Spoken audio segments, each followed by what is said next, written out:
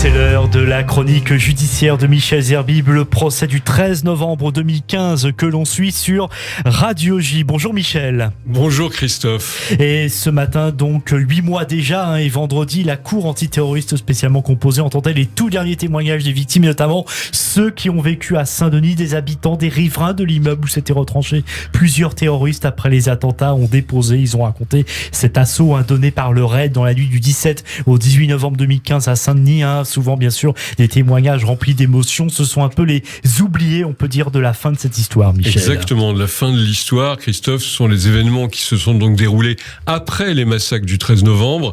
Les oubliés de la fin de cette histoire, des riverains de la rue du Corbillon, qui devient hélas célèbre aujourd'hui à Saint-Denis, ont donc été les derniers à déposer, concluant ainsi cette phase du procès qui reprenait avec des victimes qui n'avaient pas encore témoigné avant le début des plaidoiries qui vont débuter ce lundi matin. On en parlera dans quelques instants.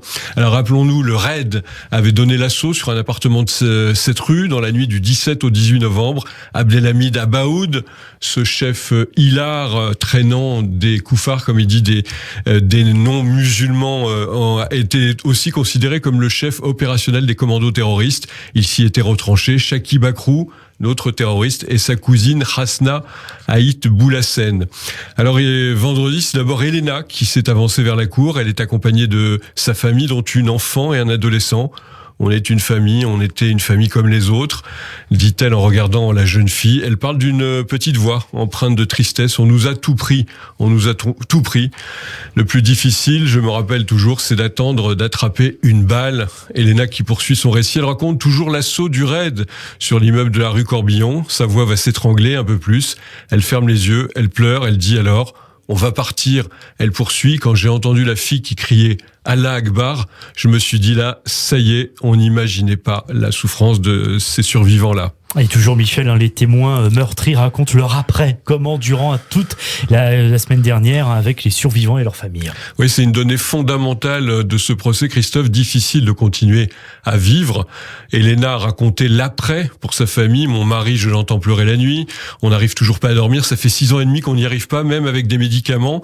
Et elle poursuit, toujours émue, tout ça pour vous dire, notre vie, ça a changé. Elle explique qu'elle et son mari sont au RSA et que la famille attend un logement social. Son mari va déposer à son tour, crâne rasé, voix douce, il dit « L'assaut a bouleversé notre vie.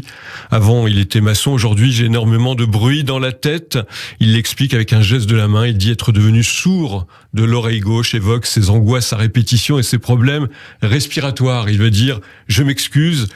Son fils porte une main sur son dos. Les habitants de l'immeuble sont des victimes oubliées, dit-il. L'homme qui parle des 5000 munitions tirées lors de l'assaut, des 8 heures couchés par terre sans pouvoir bouger, d'une scène de guerre. Oui, scène de guerre qui aura marqué cette cité donc de la proche banlieue de Paris. D'autres témoignages, Michel. Oui, c'est vrai, il y en a eu beaucoup. On va dire celui-là. C'est une autre famille qui s'est avancée, celle de Mélissa. Elle est venue avec un garçon et une petite fille. Le président, d'ailleurs, s'étonne. Vous n'aviez personne pour garder la petite ? À la barre des assises, c'est un peu compliqué. Mais Mélissa commence son récit. La petite fille bouge autour de la barre. Elle doit la prendre dans ses bras, pas impressionnée du tout. Elle raconte l'immeuble, ensuite, où vivaient les gens de toute nationalité, marocains, espagnols, serbes, comme elle. Mélissa commence son récit, mais la petite fille bouge encore. Le président dit « Personne ne peut garder dans la salle un ami ?» Et Mélissa explique qu'elle est avec moi, toujours. Cette petite fille restera finalement. Mélissa reprend et raconte l'assaut. Elle a connu les bombardements en Serbie. Et elle a dit « Je n'aurais jamais imaginé que je revivrais ça en France ». Mélissa qui dit « Christophe, aussi l'après, les cauchemars, les images dans ma tête ». Elle demande à être reconnue comme victime des terroristes et veut être traînée comme tout le monde.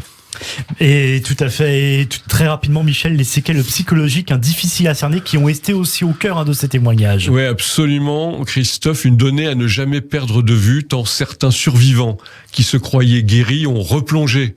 N'oublions pas qu'il y a eu en fait non pas 130 morts dans ces attentats, mais 131 morts, on pourrait dire, car un 131e s'est suicidé en l'occurrence. Priscilla a raconté les conséquences de ce 18 novembre sur sa famille, plein de bombes, sur les dessins de sa fille. Ne dessinez pas les choses de son âge à 5 ans.